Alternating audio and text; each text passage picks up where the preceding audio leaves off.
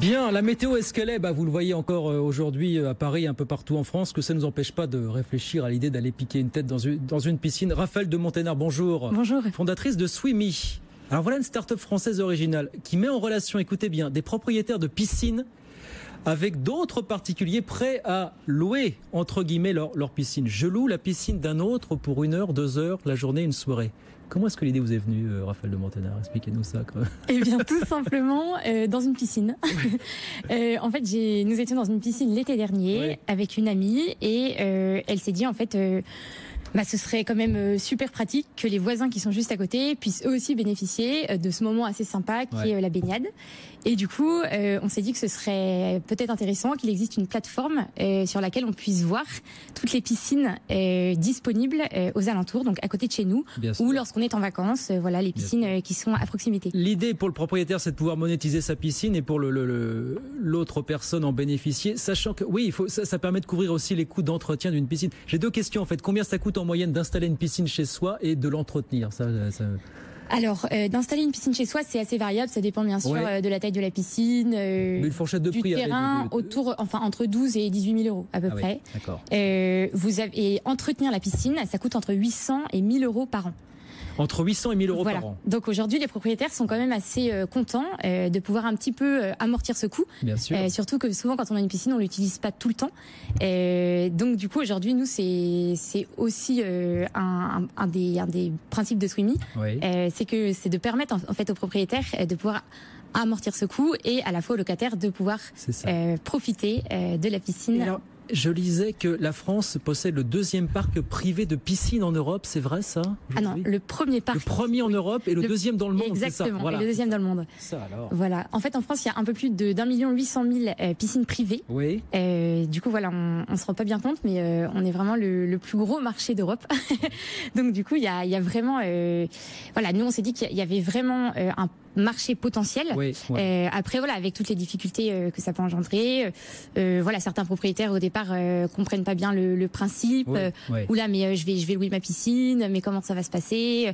Alors qu'in fine, nous on voit qu'à l'utilisation, c'est assez simple. Louer votre piscine, c'est quand même beaucoup moins compliqué au niveau logistique que de louer votre maison. Bien sûr. Vous accueillez des personnes chez vous, vous pouvez être là, mais vous pouvez aussi ne pas être là. Et puis vous les accueillez pour un temps limité.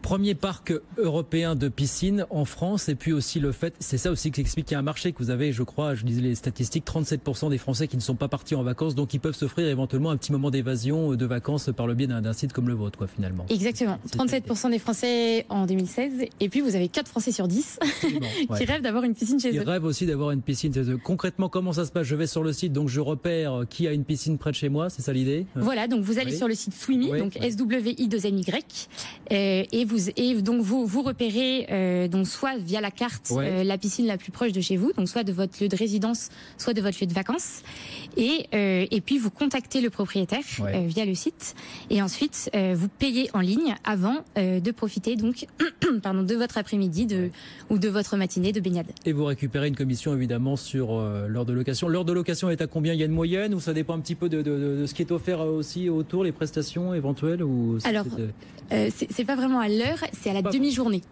Donc une demi-journée, c'est le propriétaire qui fixe la tranche horaire. Et là, la demi-journée est entre 12 et 16 euros à peu près, la demi-journée par personne. Après, le propriétaire peut préciser effectivement s'il est présent ou non, s'il propose des tables de jardin, des chaises, un barbecue, des ustensiles divers et variés. Ça aussi, ça fait partie des critères, on imagine. Exactement. Il peut proposer des extras, un trampoline, une table de ping-pong, un terrain de foot. Bon, vous êtes lancé il y a quelques semaines. Activité saisonnière quand même, on peut le dire, pour Swimmy.